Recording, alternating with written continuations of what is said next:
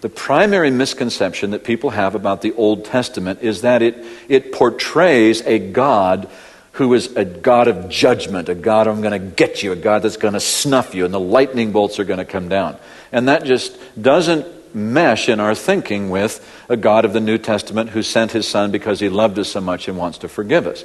And I hope that what you were able to pick up from last week was basically that every time you think that you found a story that communicates what a mean God is, that if you read the details and understand it, you begin to see, oh, no, quite the contrary. This is a God who is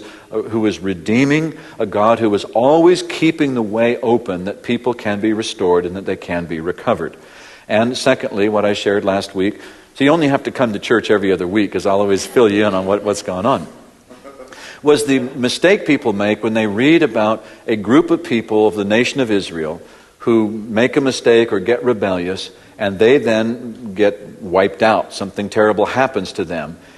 We're not supposed to take that judgment that came against that group of people and apply it to ourselves individually now in the time of the New Testament, because the proportions are different. The Old Testament is about the whole nation of Israel, and as God dealt with the whole nation, now in the New Testament, he deals with us as individuals. So it's actually a great promise that if the Lord is going to remove points of rebellion and groups of people who had bad ways of living or thinking, the promise to us is that he's going to remove those bad ways of thinking and bad ways of behaving in us personally, so that the whole nation could make it to the promised land, so that I can